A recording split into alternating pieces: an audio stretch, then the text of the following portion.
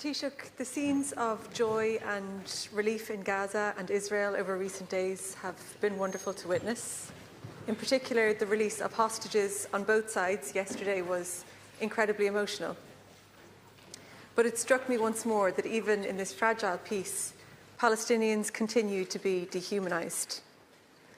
Many of us have learned the names and personal stories of the Israeli hostages who were rightly released. However, there was no similar coverage for Palestinian hostages, many of whom were never charged or convicted of any crime. Despite this, they've been referred to by international media as prisoners. Their illegal internment and torture in Israeli prisons never mentioned. We'll probably never know their names or learn their stories, how some of them spent years, even decades, in Israeli detention without charge, only to return to a wasteland yesterday where Gaza used to be, to discover their family members had been wiped out in the genocide. Taoiseach, of course, we hope with all our hearts that this genocide is over, but we also have to face reality.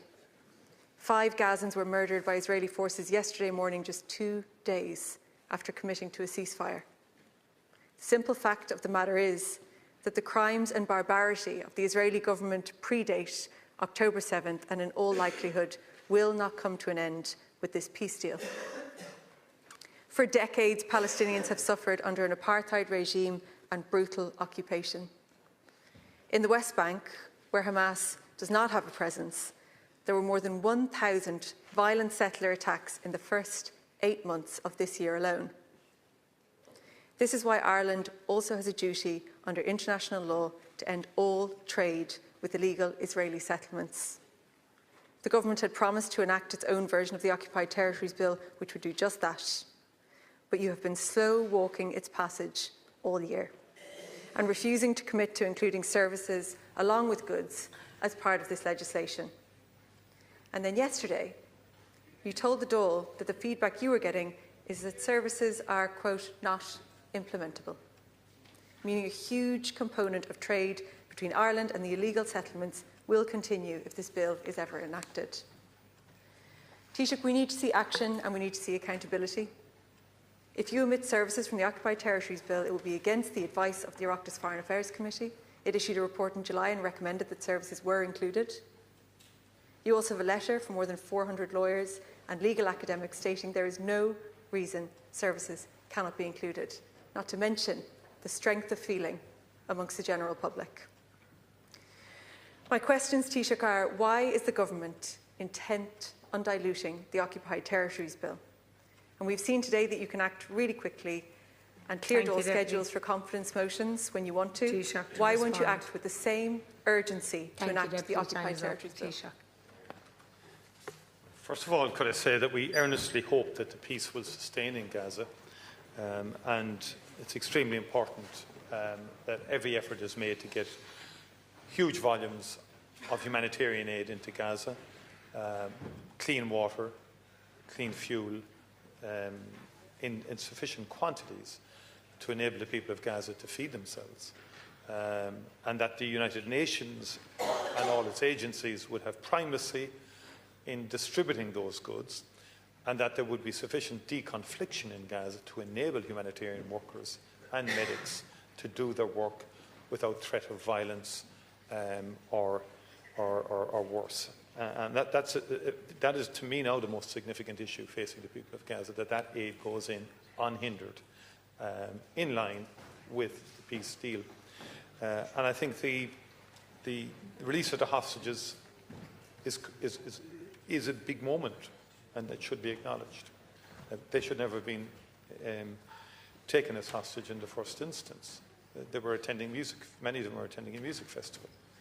And there should be no, and I'm not saying you are, but there should be no equivocation about that. And likewise, illegally detaining Palestinians without any trial or without any evidence base is also wrong, 100% wrong, and shouldn't be condoned.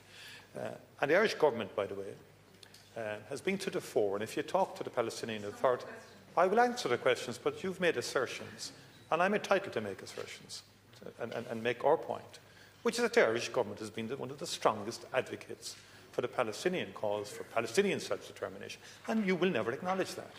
And you keep on having a go at the government all the time about this aspect or another aspect. But the reality is very clear, and if you talk to the Palestinian Authority or Palestinians, they will say that.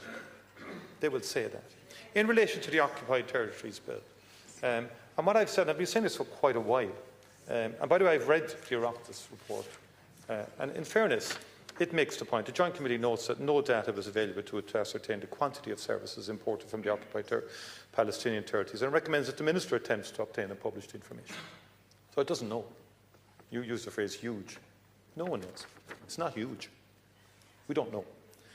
The Joint Committee notes that potential repercussions from the international community in terms of both international relations and economically are, to quote the committee, unknowable, and recommends that the Minister undertakes efforts to establish and publish a range of likely scenarios. So, in terms of goods, goods can be traced fairly easily through documentation, certificates of origin and physical supply chains. Okay? Services are a much different kettle of fish, and we should all acknowledge. I'm just being honest. Just being honest, that's all. That's all I said yesterday. No decision has been made in relation to services or not. But I'm just endeavouring to be a bit honest with people. So financial consulting, software development, digital services, they don't have a clear territorial link. So there are issues there that we need to work through if we're honest about this. Taoiseach, time is up. Deputy Kearns. Taoiseach, we've been discussing banning trade with illegal Israeli settlements for years now. The Occupied Territories Bill was first published in 2018, so this government and previous ones have had a long, long time to consider all of these issues, and it's not a really long piece of legislation for that matter either. And I think just the level of talking down the clock and kind of briefly approaching the question at the end is just, it's such a waste of everybody's time. This is leaders' questions, and leaders' answers is implied with that. My question is, are you going to include services? I do recognise that services are different to goods. That's why I'm specifically asking you about services and not goods. If you could answer the question, I would honestly really, really appreciate it. I think the strength of feeling out there is extremely strong, and I think the public deserve to know where government parties stand on the Occupied Territories Bill in advance of the presidential election, which is coming up quickly. Thank you, Deputy. No mention of the presidential election is not is about the person who people believe is the best person to hold the presidency for the next 7 years. Deputy Taoiseach, we're not discussing the presidential election. Well, sorry. It's a salient ruling. Thank you. On both parts. I'm just responding to the Deputy. And I just want to make the point, Deputy, that, I mean, I'm not working, I mean, this government has done a lot, right, internationally, through the various international legal fora and so on like that. And we have sought advice on one aspect, but I've referenced in the House on a number of occasions. The objective here is not to punish Ireland. Now, I read out that section from the Oireachtas Committee in terms of repercussions for multinational companies based in Ireland.